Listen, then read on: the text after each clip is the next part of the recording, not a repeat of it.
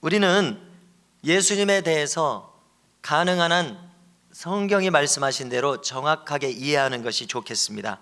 부족한 이해로 예수님을 믿는 것이 아니라 정말 성경에 우리에게 예수님을 뭐라고 소개하고 있는지 그 말씀 그대로 예수님을 아는 것이 참 중요하다고 생각합니다.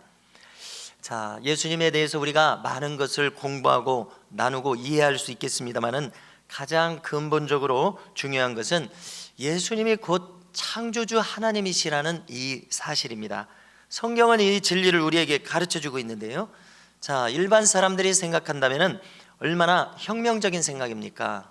예수님을 4대 성인 정도로 생각하고 있는 일반인들이 생각할 때 참 신자들이 예수님을 하나님으로 믿는다는 것은 그들로서는 참 충격일 것입니다. 대단히 혁명적인 생각이고 또 보통의 사람으로서는 이해하기 어렵다는 것을 우리는 인정해야 될 것입니다. 눈에 보이도록 오신 인간 예수님이 즉 창조주 하나님이시라고 성경은 과연 말씀하고 있는가 할 때 과연 성경은 그렇게 말씀하고 있습니다. 그러니 이 사실을 누가 쉽게 받아들이겠습니까? 그리고 예수님 당시에 서기관과 바리새인들, 공회 회원들은 이것을 신성모독으로 간주해서 예수님을 처형하게 되었던 것을 우리가 알 수 있습니다. 그렇다면 우리가 질문을 던질 때 오늘날 믿음을 가지고 살아가는 우리도 예수님께서 직접 말씀하신 것처럼 예수님을 하나님으로 고백하고 있느냐 하는 것이 대단히 중요한 문제라고 생각합니다. 오늘 본문은 주님의 체포가 가까운 시기에 예루살렘 성전에서 이루어졌습니다. 마가복음 12장까지 지금 온 것인데요, 마가복음은 16장까지 있어서 대단히 신속하게 진행이 되고 있습니다. 그래서 3년의 공생애 동안에 이 12장, 지금 이 서기관과 바리새인들과 논쟁을 하고 예루살렘 성전에서 백성들을 만나서 여러 가지 질문을 답하기도 하시고 또 성전 안에서도 표적과 기사를 일으키시기도 하시는 이 내용이 쭉 지금 이어져 오고 있었습니다. 그런데 이제 서기관과 바리새인들하고 계속 충돌을 하시다가 잠시 백성들하고 좀 웃으면서 이야기할 수 있는 그런 대목이 되고 있습니다. 한 가지 궁금한 것은 정말 백성들하고 웃으면서 이야기할 때 이 심각한 내용을 백성들이 얼마나 진심으로 받아들였는지 참 궁금한 대목입니다. 예수님께서는 지금 이 짧은 3절에서 작정하시고 서기관들의 오류를 바로잡으시는 말씀을 하십니다. 서기관들은 입버릇처럼 장차 오실 메시아 그리스도는 누구라고 했냐면은 다윗의 자손이라고 계속해서 말을 했습니다. 그렇게 배웠고 어려서부터 그렇게 배웠고 자기들이 읽은 성경에 그렇게 기록되어 있고 백성들을 가르칠 때 회당에서 여기 성전에서 그들은 그렇게 가르쳤습니다. 자, 어떻습니까? 그것은 틀린 말이 아닙니다. 성경이 정녕 그렇게 말하고 있기 때문에 그렇습니다. 그래서 주님께서 이것을 꺼내신 이유는 만약에 그렇게만 말하면은 틀리다는 것을 지금 꼬집어서 이야기하려고 하십니다. 그러니까 이 서기관들이 그리스도는 다윗의 자손이다 라고 하는 것이 아주 틀린 것은 아니지만 완벽한 것은 아니라는 것을 주님께서 꼬집어서 이야기하시는 것입니다. 즉 주님의 말씀은 무엇인가 하면 바로 이 그리스도 메시아 주님이 다윗의 자손에서 나오는 것은 맞지만 그렇게만 말하고 끝날 수가 있습니다. 그렇게만 말하고 끝나면 어떤 결과가 됩니까? 바로 이 메시아 그리스도 주님이 인간에 불과하다는 것입니다. 다윗의 자손이니까요. 그렇게만 설명하면 인간에 불과하다는 것입니다. 서기관들은 정녕 그렇게밖에 생각하지 못했습니다. 어쩌면 일반 백성들도 많은 사람들이 그렇게밖에 생각하지 못했을 것입니다. 우리에게 적용한다면 우리도 자칫 그렇게만 생각할 수도 있습니다. 현대 그리스도인들도 그렇게만 생각할 수 있을지 모릅니다. 그러나 이어지는 주님의 말씀을 우리는 주목해야 되겠습니다. 그것은 37절입니다. 36절을 건너뛰고 37절을 함께 읽고자 합니다. 화면에도 있는데요, 함께 읽습니다. 다윗이 그리스도를 주라 하였은즉 어찌 그의 자손이 되겠느냐 하시니 많은 사람들이 즐겁게 듣더라, 이렇게 되어 있습니다. 다윗이 그리스도를 주라 이렇게 말씀한 대목이 성경에 있는지를 우리가 찾아야 되겠는데요, 정말 구약 성경에 있습니다. 이 내용은 이렇게 기역 니은으로 이렇게 표시가 돼서 우리 성경에도 안내가 되어 있습니다만은 시편 110편 1절을 인용한 것입니다. 그러면은 성경에 있는 대로 시편 110편 1절을 찾아왔는데요, 같이 한번 읽으시겠습니다. 시작. 여호와께서 내 주에게 말씀하시기를 내가 내 원수들로 내 발판이 되게 하기까지 너는 내 오른쪽에 앉아 있으라 하셨도다. 아멘. 네, 다윗의 시편입니다. 여호와께서 내 주에게 말씀하시기를, 바로 이 대목입니다. 여기서 나는 다윗이고 주는 메시아를 가리키는 것입니다. 참 신기한 대목입니다.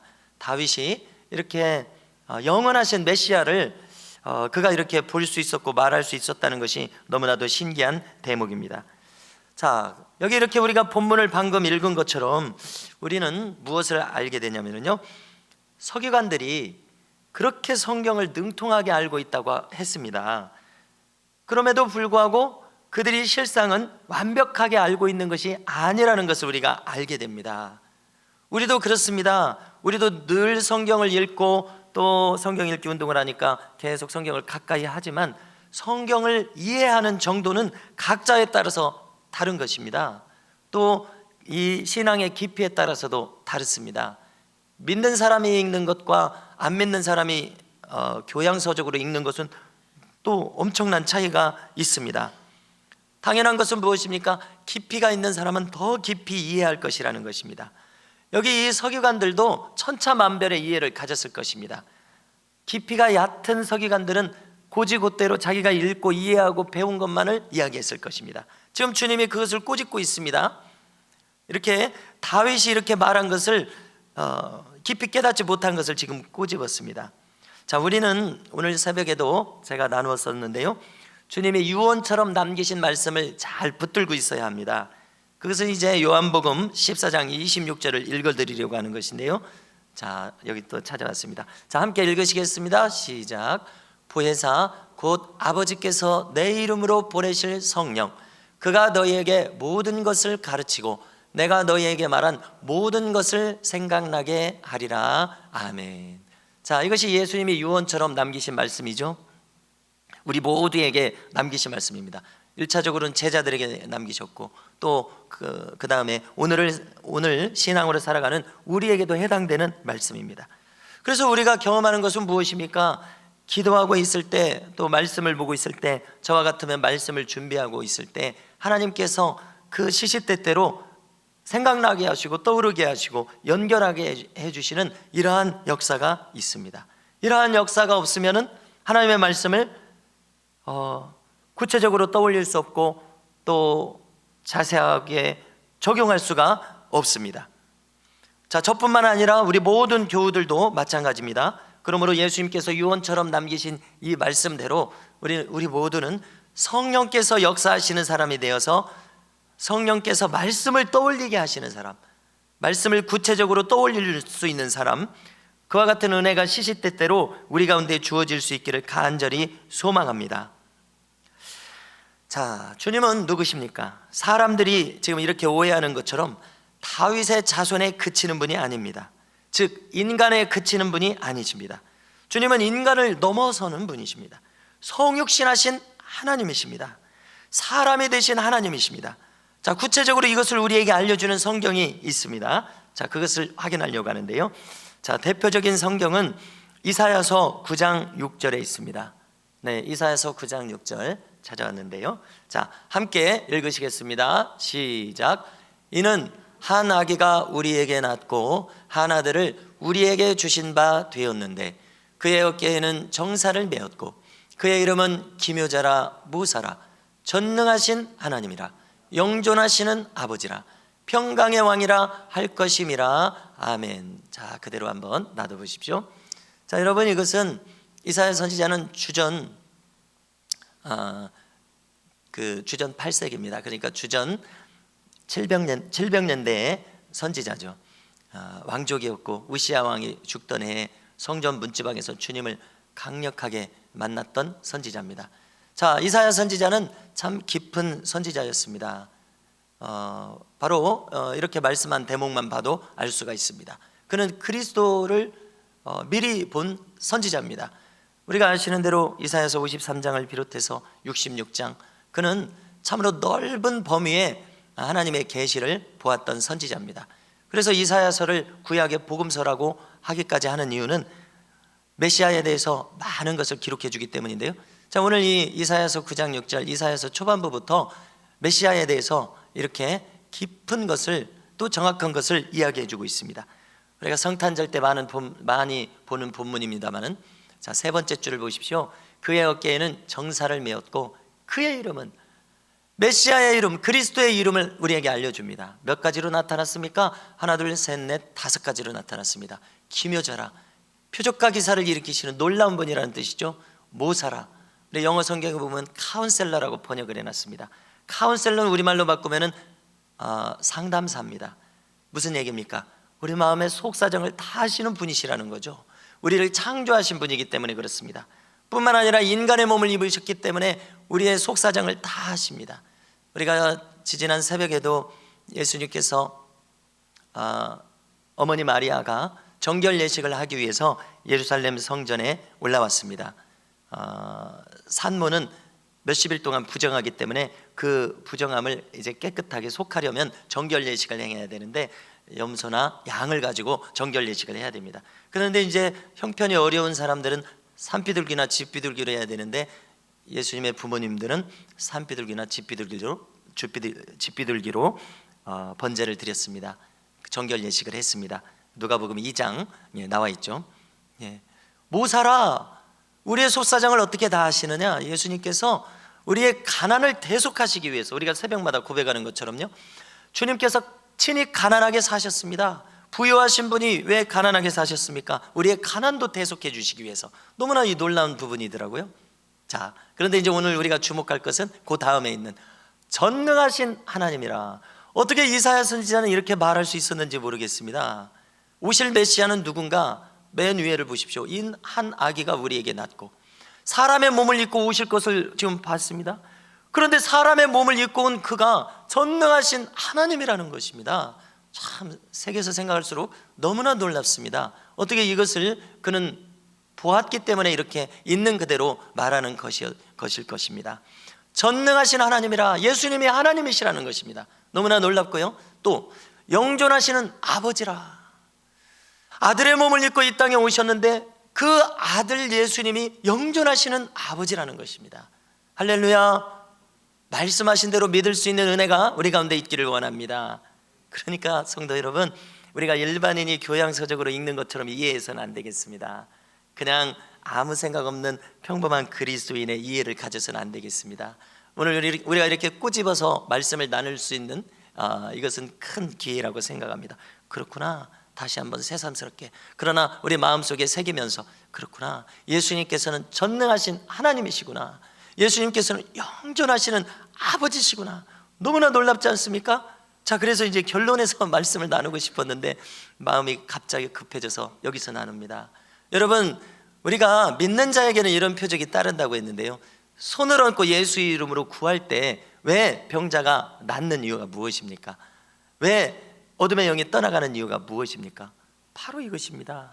예수님 이름이 곧 하나님이기 때문이라는 것을 우리가 알게 됩니다. 할렐루야.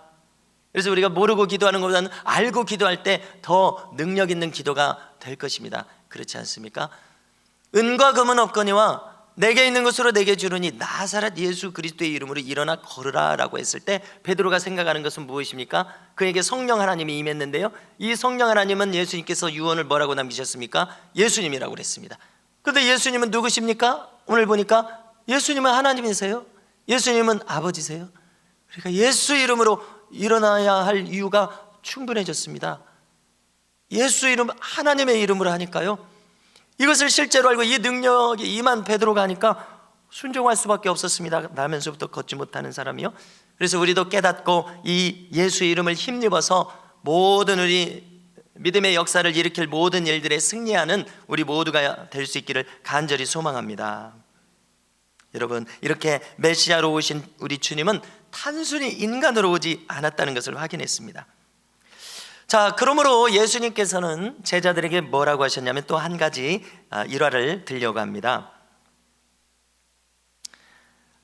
요한복음 14장을 보면은 제자들 중에 빌립이 있죠. 빌립이 뭐라고 하냐면은 지금 그 마가의 다락방에서 그 이제 세족식을 하시고 유월절 어린 양을 먹는 성만찬을 하시고, 그 다음에 그 요한처럼 길게 말씀하시는 대목이 요한복음 14장, 15장, 16장 이렇게 길게 이어지고 있습니다. 사도 요한이 어떻게 이렇게 다 이것을 기록으로 남겼는지 모르겠어요. 예수님의 말씀을 쭉 듣고 있노라니까 빌립이 이제 진지해졌어요. 그래가지고 묻는 것입니다. 뭐라고 물었냐면요, 하나님을 좀 보여주십시오라고 예수님한테 요청했습니다. 그랬더니 예수님의 대답이 요한복음 14장 9절인데요. 자, 또 찾아왔습니다. 또 함께 읽겠습니다. 읽습니다. 예수께서 이르시되 빌립아, 내가 이렇게 오래 너희와 함께 있으되 네가 나를 알지 못하느냐? 나를 본 자는 아버지를 보았거늘 어찌하여 아버지를 보이라 하느냐? 아멘. 자, 당시에 그들은 예수님의 이 말씀을 듣고도 무슨 말인지 못 알아들었을지도 모릅니다. 그러나 사도 요한은, 마태, 마가, 누가는 이것을 기록을 안 남겼는데 꼭 이 대목을 사도 요한은 기록으로 남겨서 우리가 지금 이렇게 확인했습니다. 여러분, 너무 놀랍지 않습니까? 예수님이 지금 뭐라고 하셨어요? 나를 본 자는 아버지를 보았거늘 왜 아버지를 보이라 하느냐? 여러분, 아까 이사야 말씀하고 연결하니까 너무나 놀라운 말씀이 아닐 수가 없습니다. 아, 그렇구나. 예수님께서는 제자들에게 나를 본 자는 하나님 아버지를 본 것이다, 이렇게 엄청난 말씀을 하셨구나 하는 것을 깨닫게 됩니다. 여러분, 우리가 직접 이 예수님의 말씀을 통해서 확인한 것처럼 예수님은 곧 하나님이신 것을 알 수 있습니다. 그 사내들은 공의 바리새인들, 대제사장들, 어찌 인간이, 성령께서 이것을 비춰주시고 깨닫게 하지 않으시면 어찌 인간이 이것을 받아들일 수가 있겠습니까? 이 세상의 많은 사람들도 마찬가지죠. 그러나 우리는 복된 사람들인 것은 우리로 이 말씀을 듣게 하시고 성령께서 그렇게 믿게 하시니까 깨달아지고 믿어지고, 그 다음에 확신이 있게 되고, 나도 베드로처럼 예수님의 이름을 사용하면 역사하실 것이라는 이런 믿음이 막 생기지 않습니까? 너무나 놀라운 말씀입니다. 그래서 우리 모두도 이 주님께서 방금 하신 이 말씀대로 믿을 수 있기를 간절히 소망하고요, 그렇게 믿는 자들에게 복이 있을 줄로 믿습니다. 우리 믿음의 승진, 믿음의 레벨이 업그레이드 되는 그런 역사가 있으리라 확신합니다. 자, 예수님께서 하나님 되셨다라는 것에 대해서 우리에게 도움을 주는 성구를 두 군데 더 보려고 합니다. 먼저 잘 아시지만요, 요한복음 1장 1절 이하를 읽어드리겠습니다. 제가 쭉 한번 읽어드리겠습니다. 태초에 말씀이 계시니라. 이 말씀이 하나님과 함께 계셨으니 이 말씀은 곧 하나님이시니라. 그가 태초에 하나님과 함께 계셨고. 자, 여기 이 번역이 참 잘 됐다고 생각합니다. 그 앞에 있는 말씀입니다. 말씀을 지금 사람으로 가리키고 있습니다. 말씀이 하나님과 함께 계셨습니다. 하나님과 말씀을 지금 따로 이야기했습니다. 자, 그런데 계속 보면은요, 이 말씀, 그라고 가리키고 있는 태초에 있는 이 말씀이 누군가 하니 3절을 보고 그 다음에 우리가 5절까지 봐야 되는데요, 먼저 3절을 보십시오. 만물이 그로 말미암아 지은 바 되었으니 지은 것이 하나도 그가 없이는 된 것이 없느니라, 이렇게 말했습니다. 여러분, 그는 말씀입니다. 하나님과 더불어 말씀이 천하 만물을 지은 창조자라, 이렇게 지금 기록한 것 아닙니까? 그렇죠? 그런데 이제 4절에서 추가적으로 설명하기를 그 안에, 그 말씀 안에 생명이 있었으니 이 생명은 사람들의 빛이라. 빛으로 바꿔졌어요. 지금 설명이, 말씀이 빛으로 바꿔졌습니다. 말씀이 생명, 빛으로 바꿔졌습니다. 자, 그런데 보십시오. 5절, 빛이 어둠에 비치되 어둠이 깨닫지 못하더라, 이렇게 기록했습니다. 너무나 길어서 여기서 잘랐는데요, 뒤에 있는 내용을 보면 잠깐 이제 사도 요한 얘기하고, 이 빛이 누구냐? 이 빛이 하나님의 아들이라, 말씀이라, 이렇게 이야기하고 있습니다. 할렐루야. 그러면 우리는 이제 무엇을 확인했습니까? 말씀이신 아들이신 예수님께서 태초부터 계셨다는 것을 여기서 확인하게 된 것입니다. 자, 이것을 풀어서 말한 바울의 말을 또 들으려고 합니다. 한 가지를 더 본다고 말씀드렸죠. 골로새서 1장 14절 이하입니다. 자, 또 한번 읽어드리겠는데요, 그 아들 안에서 우리가 속량 곧 죄사함을 얻었도다. 그는 보이지 아니하는 하나님의 형상이시요 모든 피조물보다 먼저 나신 이시니. 자, 이렇게 노란색으로 한 것처럼요. 자, 그 아들, 그는 모든 피조물보다 먼저 나신 이시라, 이렇게 이야기하고 있습니다. 앞구절도 그냥 지나갔습니다만은, 보이지 않은 하나님, 보이지 않으시죠. 하나님의 형상이시라, 이렇게 이야기했습니다. 예수님이 보이는 하나님이라는 뜻 아닙니까? 그렇지 않습니까? 우리가 그 사도 요한을 많이 제가 인용하고 있지 않습니까? 새 예루살렘 성의 생명수의 근원에 하나님과 어린 양의 보좌로부터 생명강이 발원해서 흘러나오고 있습니다. 자, 하나님은 보이지 않고 설명될 수가 없어요. 어떤 모양을 설명할 수가 없어요. 그런데 그 옆에 어린 양이신 예수님이 서 계신 것을 우리가 볼 수 있습니다. 그래서 우리 이제 15절처럼 그대로 이해하고 넘어가면 되겠습니다. 완전히 이해가 안 될지라도요. 그는 보이지 아니하는 하나님의 형상이시요, 중요한 것은 뭐냐면은 모든 피조물보다 먼저 나셨습니다. 그러니까 아들이신 예수님이 창조주시라는 겁니다. 16절 같은 내용을 반복하고 있는데요. 만물이 그에게 창조되되 하늘과 땅에서 보이는 것들과 보이지 않는 것들과 혹은 왕권들이나 주권들이나 통치자들이나 권세자들이나 만물이 다 그로 말미암고 그를 위하여 창조되었다고 말씀하고 있습니다. 성도 여러분, 방금 살펴본 내용처럼 이렇기 때문에 주님께서는 승천하시면서 마태복음 28장 끝에서 제자들 앞에서 뭐라고 하셨습니까? 하늘과 땅의 모든 권세를 나에게 주셨다고 이야기하셨습니다. 또 모든 무릎을 예수의 이름에 꿇게 하셨다고 빌립보서 2장 10절 이하 우리가 거듭거듭 반복해서 거론했던 것처럼요, 그렇게 말씀하셨던 것입니다. 그렇게 사도 바울이 말하게 되었던 것입니다. 그러므로 성도 여러분, 이렇게 예수님께서 하나님이시라는 이 사실들을 우리가 살펴봤는데요, 이 사실들이 우리들에게 어떤 힘을 주고 있습니까? 어떤 능력을 주고 있습니까? 우리가 이것을 정확하게 깨달을 때 무엇이 우리에게 달라집니까? 예수님께서는 자기 이름의 권세를 사용하라고 하셨습니다. 그래서 우리는 이 세상에 이것을 깨닫고 사용하는 사람과 이것을 잘 몰라서 무지해서 그래서 사용할 수 없는 사람, 이렇게 둘로 나눌 수가 있는 것입니다. 예수님의 이름으로 명할 때 모든 것들은 그 발 앞에 굴복할 수밖에 없습니다. 조금 전에도 거론한 것처럼 병이 치유될 이유가 무엇입니까? 예수 이름으로요. 귀신이 떠나갈 이유가 무엇입니까? 예수 이름으로요. 그가 하나님이시기 때문에 그렇습니다. 창조주 하나님이시기 때문에 그렇습니다. 너희가 내 이름으로 구하라, 그리하면 내가 시행하리니. 요한복음 14장 13절 14절에서 그렇게 말씀했습니다. 그리고 덧붙여서 저가 내 안에, 내가 저 안에 있는 사람은 많은 열매를 맺겠다고 약속하셨습니다. 그러면은 문제는 무엇입니까?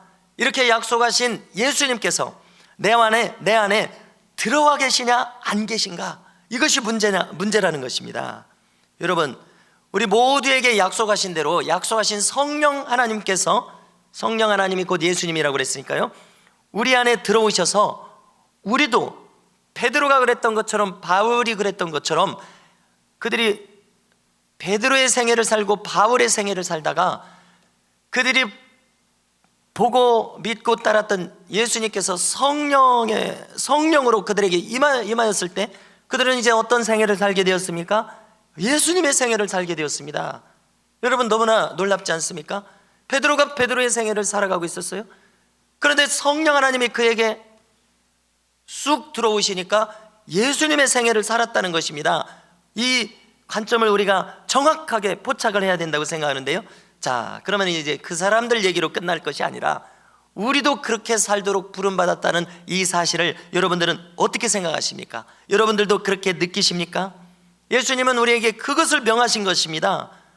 김종식의 생애를 쭉 살아가고 있었는데 깨닫는 순간 너도 구하여 성령 하나님이 내 안에 들어오시도록 너를 내어드려서 너도 예수님의 생애를 살도록 불렀노라.